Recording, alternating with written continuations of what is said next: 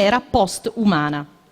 With progressive digitalization and also biogenetic and brain sciences development, the perspective is already emerging of our lives being totally controlled not by an evil machine and some evil genius, but simply it's going on automatically. Imagine very realistically our life in 30, 40 years from now. You awaken, you go to the toilet, you urinate. Automatically, your urine is measured for, I don't know, blood for your health, everything is measured. Then you buy something on Amazon, it's measured, what did you buy? Are you aware that even now when you use Kindle, Amazon also knows what you are reading, how much time you are reading, and so on? Okay, you will say now Orwellian horror. No, it's more innocent and for this reason even more horrible, because in some sense the machine will soon know us better, literally, than we know ourselves. Experiment was done in United States. They allowed a computer to measure political opinions, activities of a couple of ordinary citizens. Their ordinary activities and then how they voted at the moment of elections. And they made this strange discovery that when we vote through some political spinning manipulations, we tend to obliterate all our negative experiences and so on. In other words, if a machine were to be allowed to vote instead of us, a machine that would just correctly collect all our experiences and so on, the vote of the machine would be much more accurate to our interests.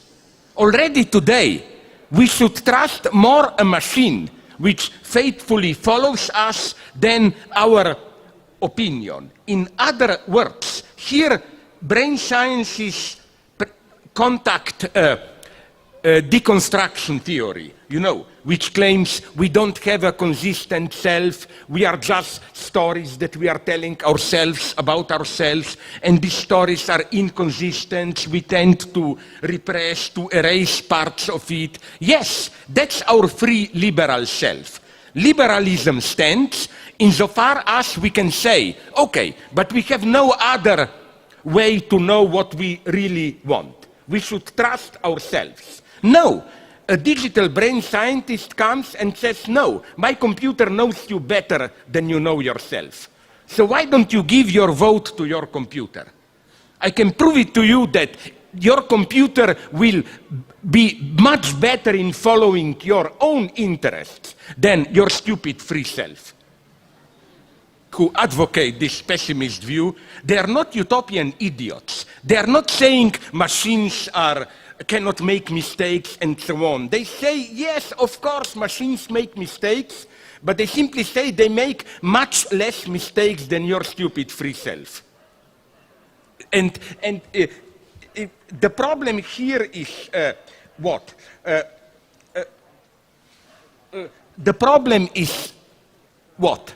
One vision here is, so what will be the result? One vision here is this naive singularity vision. The idea is that soon we will lose our free selves and we will all become part of some new higher level awareness of a universal machine. Maybe, but a very good German brain scientist and cognitivist, Thomas Metzinger, made a wonderful argument against it. His argument was that with every new stage of development, it's not just higher capacities and so on, but also new unheard of forms of suffering. New forms of suffering. Suffering. Can we imagine with the next higher step of awareness what terrifying forms of torture can emerge? Where again, the suffering can be infinitely more traumatic with no suicidal way out and so on.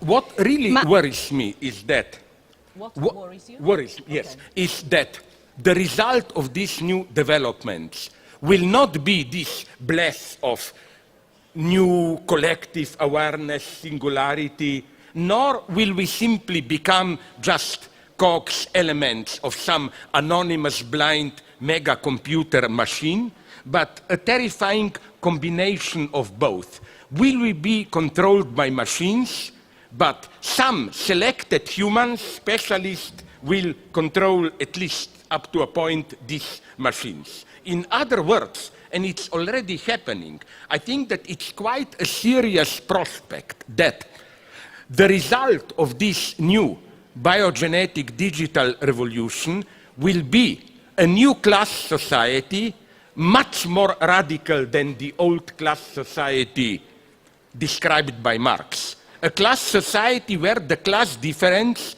will more and more become a direct biological difference. The ruling people, those who know, will be already genetically modified and so on and so on. As always, if you want to see this future, go to China. They already have there, in suburbs of Shanghai, I visited one of them. I always like to do obscenities. Clinics where rich Americans couples come, because this is prohibited to do in the West, and the fetus is tested, genetically changed, and so on and so on. So what I'm saying is that we don't know what is happening. That's so frustrating. But something radically new is definitely emerging.